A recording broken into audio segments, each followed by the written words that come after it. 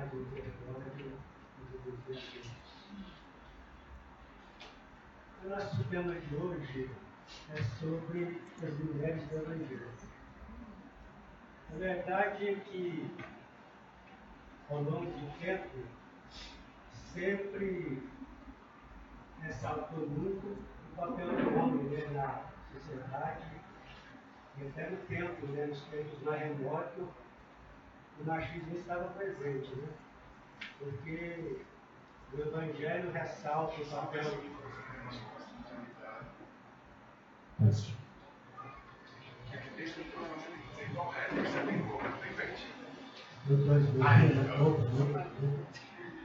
de forma que as mulheres sempre ficou no segundo plano, apesar do papel importantíssimo que elas tiveram. Porque basta ver que quando das prisões da perseguição do cristianismo, as primeiras prisões nos cemitérios de Roma, apesar de existirem muitos homens, mas a maioria de presas eram as mulheres. E após as prisões, quando esperavam para ser retiradas das feras, no circo de Roma, as mulheres que davam a maior demonstração de fé, quando começavam a cantar, a entoar aqueles hinos e a incentivar aqueles outros irmãos que entravam em desespero, a fim de que não perdesse a fé, não perdesse a confiança no Cristo e desse o seu testemunho. De forma que nós iremos falar sobre alguma dessas irmãs do Evangelho. Claro que aqui vamos citar apenas alguns nomes, porque existiu e existe tantas servidoras anônimas do Evangelho pelo mundo afora, realizando seu trabalho no anonimato, sofrendo ali as suas dores, as suas angústias, mas sempre perseverando na fé, cultivando a fé. Quando Sírios, da constelação de Grande Cão, passou pelo processo de mundo de expiação e provas para o mundo de regeneração, existiam em Sírios espíritos inteligentes, porém endurecidos no orgulho e na vaidade, como acontece conosco hoje, inclusive na Terra. E esses espíritos foram degradados para a capela, porque capela era um mundo de expiação e provas. Mas esses espíritos, a bondade do Cristo não os deixou desamparar, de maneira que de lá vários guias acompanhou aqueles espíritos até Capela, e quando Capela passou para um processo também como os filhos, de mundo de expiação e provas para o mundo de regeneração, esses espíritos foram exilados para a terra, como todos nós sabemos, A literatura é farta e emana. A Mevaluz escreve muito bem essa história dos exilados de Capela. E da mesma forma, esses espíritos, esses guias espirituais, esses condutores, seguiram também, a pedido do Cristo, aqueles exilados que não voltaram a Sírios, porque muitos voltaram a Sírios, haviam se redimido e voltaram naquele mundo já superior de regeneração. Mas outros vieram para a Terra para reencarnar no nosso indivíduo primitivo, logo no início da nossa formação, da nossa civilização na Terra. E de lá também vieram esses guias espirituais, como Moisés, um daqueles guias que foi enviado para acompanhar o que reencarnou, né, aí na região da Palestina. Mas nós queremos fazer aqui a menção sobre o espírito de Ana e Simeão, aqueles que acompanharam Jesus, Isabel e Zacarias. Isabel, que seria a mãe de João Batista, que segundo Jesus, dos nascidos de mulher, era o maior de todos. Olha bem essa declaração de Jesus. João Batista, dos nascidos de mulher, era o maior de todos. E ao lado deles, o carpinteiro José e a grande mãe Maria Santíssima. Todos eles, a pedido do Cristo, vieram praticamente desde o início da Terra, da sua formação, reencarnar para ajudar aquelas almas, passando por todo esse processo de séculos, milênios, né? Reencarnando no mundo atrasado, como era a Terra na época e ainda hoje, né? Por amor. Por amor às criaturas. Porque o amor, ele faz com que aqueles que verdadeiro amam abdiquem dos mundos de luz para voltar aos mundos das trevas, para amparar aqueles que são seus irmãos de humanidade. E Maria, nós sabemos bem a história de Maria, né? A Mãe Santíssima. Ela, juntamente com Ana e Simeão, Isabel e Zacarias, vieram inicialmente para preparar o campo magnético para que o Cristo pudesse chegar até nós.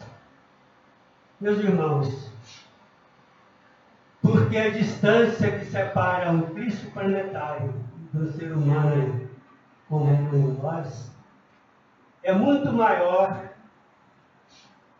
do que um paramécio, que é um dos protozoários menores, do paramécio ao homem no seu estado já um pouco evoluído. Então havemos de convir que impossível seria o Cristo, que para nós representa o Sol. O irmão Aldo, na livro Universo e Vida, fala que o trono do Cristo é o Sol,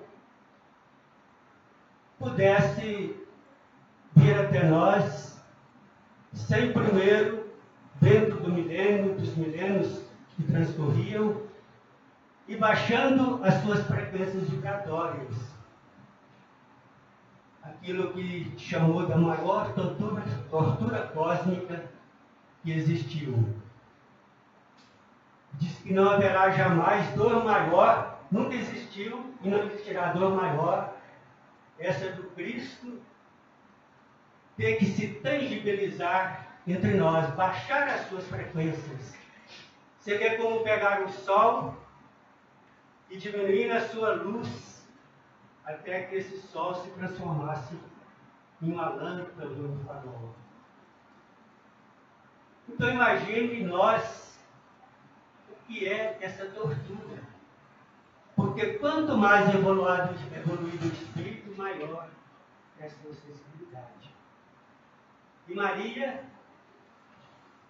e os outros companheiros vieram justamente dentro desse processo, preparando o campo magnético para receber o Cristo para a realização de sua missão. E nós temos, né, a história de Maria, e que após a crucificação, ela foi viver com João Evangelista em Éfeso, porque o Cristo tinha chamado João na sua agonia, dizendo para ele: esta é sua mãe, e virou para Maria e disse: mulher, este é o seu filho. De forma que João Evangelista cuidou de Maria em Éfeso até o final dos seus dias. E todo aquele tempo após a crucificação, ela se dedicou à caridade, ao amparo dos necessitados. Já bem velhinha, cuidando daqueles necessitados até a sua desencarnação. Nós iremos agora passar para outra mulher do Evangelho. E para nós, todos nós conhecemos o livro há 2000 anos, está na figura de Lívia, uma romana que vai para a Judéia para curar a filha que estava com lepra, acompanhando o esposo, o senador Públio Lentulus, e foi para a Judéia no intuito de curar a filha, mas foi com poderes de Estado como legado do imperador Tibério. E Lívia teve a oportunidade de encontrar com Jesus nas suas pregações, se tornou cristã após a cura da filha por Jesus à distância, né? Porque quem fora procurar Jesus foi o marido senador. E a partir daquele momento, Lívia se transforma numa verdadeira cristã, de forma que ela usou de todos os meios para salvar o Cristo da crucificação. Mas não conseguiu. Mas daqueles dias em diante, ela se transformou numa verdadeira cristã. Inclusive, quando volta a Roma, enquanto o marido ainda pregado aos deuses de Roma, ela no próprio lar, juntamente com Ana, que havia acompanhado para Roma, ela fazia o seu culto e as suas preces a Jesus.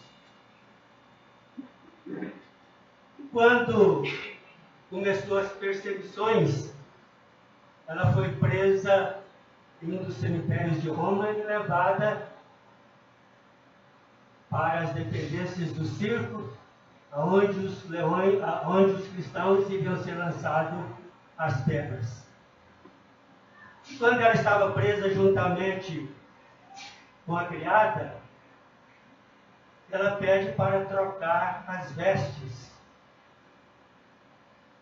E Ana não queria de forma alguma que ela trocasse as vestes, porque ela estava vestida de forma diferente, que era a vestimenta da matrona romana. É tanto que os soldados já olhavam ela com olhos diferentes e já planejavam soltá-la antes que fossem colocados dentro do circo para ser devorado pelas fêmeas. Mas ela implora para a criada que trocasse de veste, porque ela queria morrer por Jesus.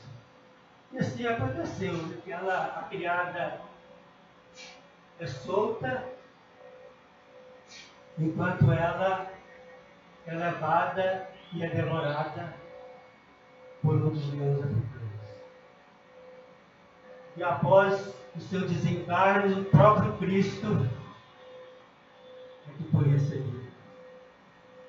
A importância que nós devemos ver que não é a posição social, a riqueza que nos torna melhores ou piores. É a nossa condição espiritual. Porque foram espíritos, todos eles, preparados anteriormente para vir à Terra na época do missionário de Cristo. O mundo espiritual, antes do Cristo descer à Terra, durante todo o processo ao longo dos milênios, ia mandando aqueles mensageiros para preparar o ambiente e o caminho de Jesus. Dessa forma que vamos ver no Antigo Egito, os faraós, do Antigo Egito, na velha Índia, os Mahatmas, Forrá, Buda, Ésquilo, Sócrates, Heródoto, Platão, todos eles, muito antes da vinda de Cristo, vieram preparar o caminho com aqueles primeiros ensinamentos acerca da vida espiritual. Porque nós sabemos que o próprio Sócrates tinha o seu gênio, o seu gênio espiritual, que era o seu espírito puro. Então imaginamos o trabalho, ao longo dos milênios, para que Jesus viesse até nós para trazer a lição do Senhor dos Anjos. E o papel da mulher foi importantíssimo. E voltando ainda aos tempos do Cristo, no início do seu missionário, vamos ter Joana de Cusa, que está a história dela no livro Boa Nova, Maria de Magdala, que é Maria Madalena, que ia ser apedrejada, e aquela lição maravilhosa de Cristo, que aquele que estivesse em pecado, que atira a primeira pedra. E Maria, logo após não ser apedrejada, que Jesus fala, paz, e não peque mais, ela muda totalmente de vida. Mas como os apóstolos não queriam a companhia dela, e para eles, ela foi uma mulher de vida fácil. E, mesmo sendo escolhidos por Jesus, estavam cheios de preconceitos, aquilo que o próprio judeu tinha em si. De forma que ela começou a acompanhar aquelas caravanas de sofredores e passou a assistir os leprosos. Passou a cuidar dos leprosos, o tempo foi passando, ela cuidando dos leprosos. De forma que toda a sua vida, o resto de vida, ela passou cuidando dos sofredores, dos leprosos, até que adquiriu também a lepra e veio desencarnar. Joana de Cusa era casada com um alto funcionário de Herodes Antipas. E ela, uma vida de rica, uma vida de facilidades, com muitos empregados e empregadas, mas o seu coração não estava satisfeito com aquilo. De forma que ela vai à procura do Cristo e expõe a sua história, pensando que o Cristo ia convidá-la para segui-lo, como geralmente fazia com todos que o procuravam. Mas não, o Cristo pede que ela volte para o seu lar e cuide do seu marido. Procure entender seu marido. E assim ela o fez. E passado o tempo, o marido cai na desgraça de Herodes, perde o cargo e todos os bens que havia adquirido, ele perde, de forma que ele desencarna, deixando ela e um filho pequeno na extrema pobreza.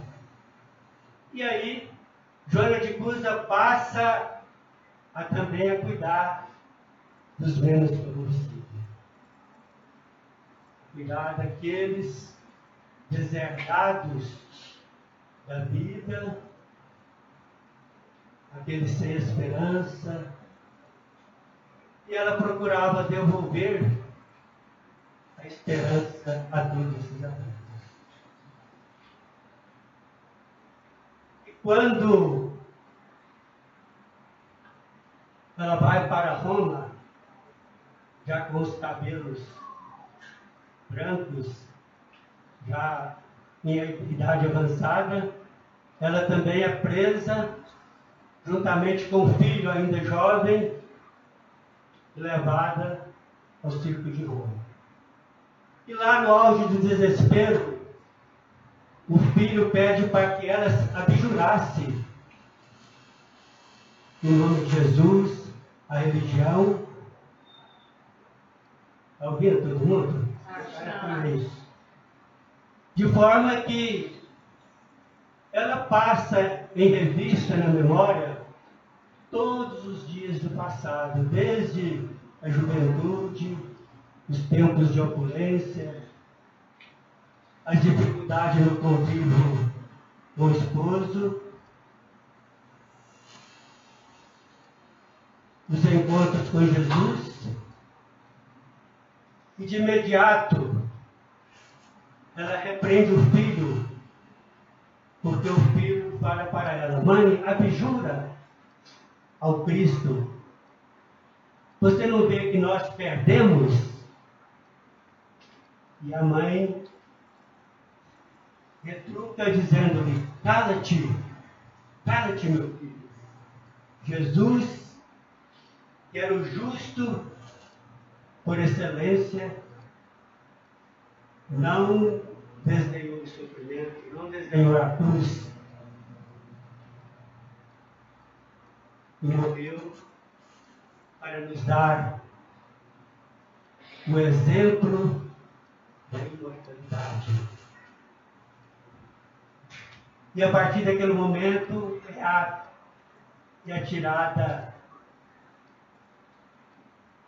atirada nela e no filho azeite e colocado fogo, e ela e o filho queima dentro do ciclo de Roma. E da mesma forma foi recebida por Jesus. Agora precisamos entender que as nossas reencarnações, elas são solidárias. O espírito de determinada evolução, a tendência dele, quando retorna, é vir melhor e continuar nesse processo de evolução. E aí nós podemos fazer uma análise de todos nós, né? Porque nós costumamos, mas quem eu fui, eu fui uma pessoa boa, eu fui uma pessoa boa. E a grande verdade é que nós somos o produto de todas as nossas reencarnações. Se ainda hoje carregamos o ódio, a inveja, o ciúme, a maledicência no nosso coração, é porque, com certeza, ao longo de todas as outras, não fomos boas coisas.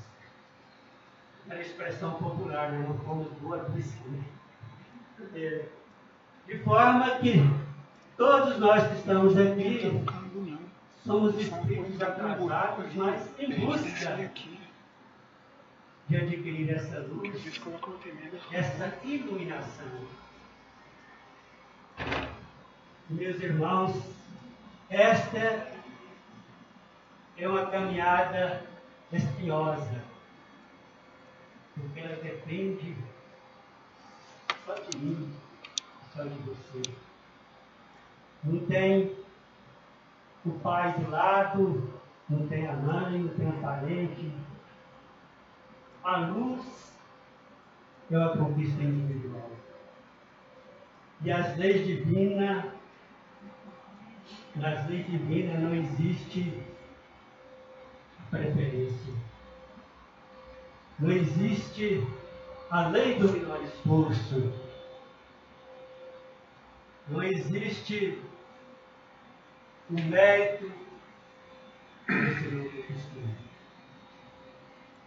Por isso, essas mulheres são exemplos para todos nós.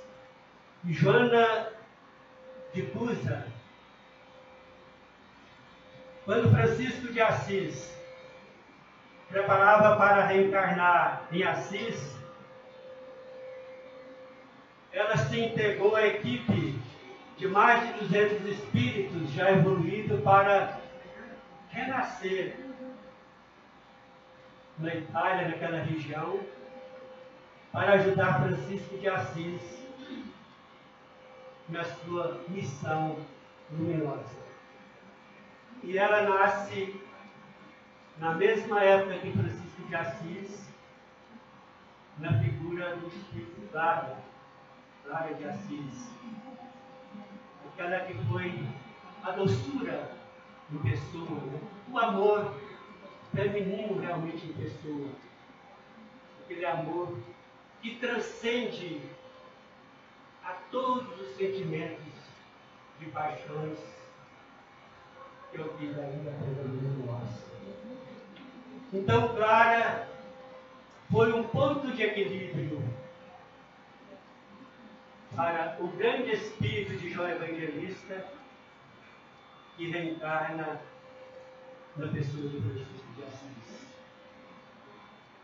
E logo, em outra encarnação, ela nasce na Espanha. Na Espanha não, no México, e foi a maior poetisa de língua espanhola. Nasceu com o nome de Juana Asbage, e depois ela, ao ingressar no convento, aos 21 anos de idade, ela se titularia Juana de la Cruz, né? E Juana, esqueci o nome do completo, permita-me, a anotação aqui que é muito importante.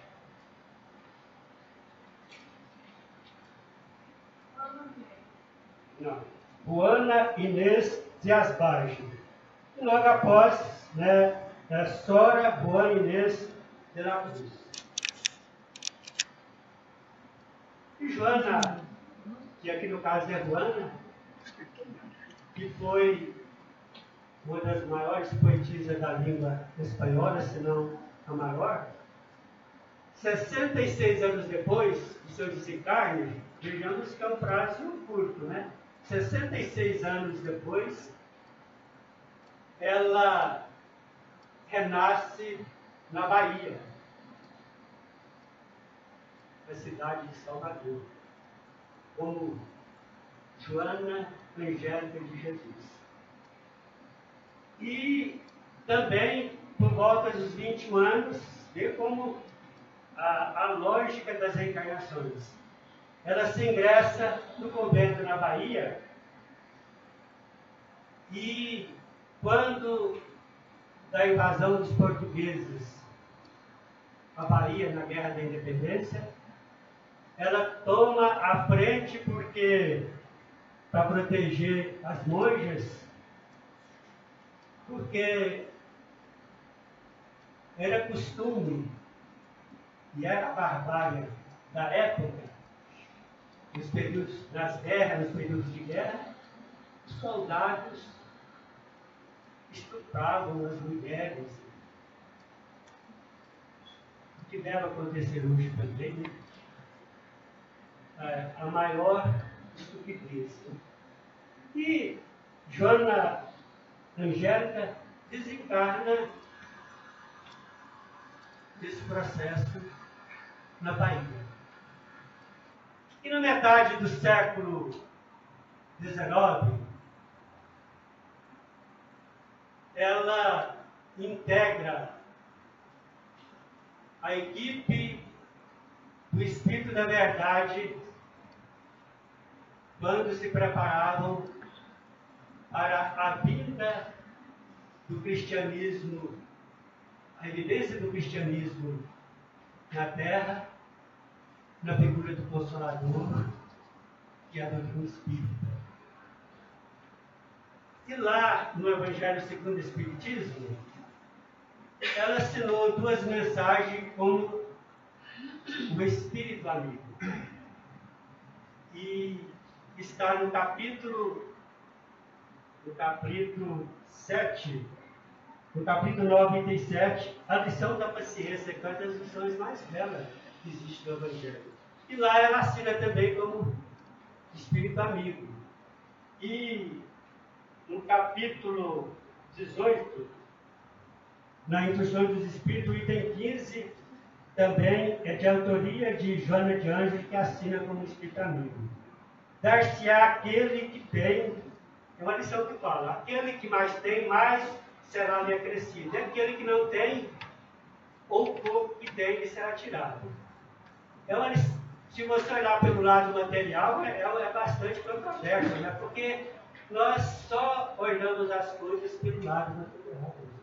Felizmente.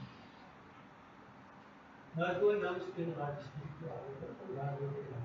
Porque a gente fala, olha, a pessoa, se ela já é rica, tem muito dinheiro, então vai dar mais dinheiro para ela, e aquele que já não tem, fazer o pouco que tem vai ser tirado. Então, isso é uma incongruência, né? Mas na verdade para os valores espirituais. Quanto mais nós adquirimos valores espirituais, mais valores espirituais nos será acrescido. Quanto mais nós nos embrutecemos, nós nos escurecemos, mais aqueles poucos valores que temos, eles também vão se desaparecer. Então é nesse sentido. Quanto mais nos iluminamos, mais luz vem sobre nós. E quanto mais nos escurecemos, mais a escuridão toma conta de nós. Parece que o nosso tempo já está no final, né? Gosto só de citar mais alguns nomes. Gostaria de falar aqui ainda sobre o espírito de Abigail, que foi a noiva espiritual de Saulo de Tarso. E após o seu desencarne, ela juntamente com Estevão, que foi apedrejado a pedido de Paulo, que era seu noivo, passa a ser o guia espiritual de Estevão. Prisca, que conviveu com Paulo de Tarso no deserto de Dan durante 3 anos, foi um exemplo também de uma mulher do Evangelho. E como não teve filho, era o marido, abandonou o deserto e começou a pregar o Evangelho mundo até Roma. E não podemos deixar falar também do espírito de Célia, que está no livro há 2000 anos, e depois reencarnaria, por volta de 1600, já no século XVII, como o espírito de Alcíone, que vivia já em mundos evoluídos, já vivia em Sírios, e abdicou para voltar à Terra também por amor. De forma, meus irmãos, que o amor é que sustenta o universo. O amor de Deus é que sustenta o universo. Por isso, que Deus nos proteja, nos abençoe, e que nós possamos sair daqui mais fraternos e amorosos uns para os outros. E assim seja.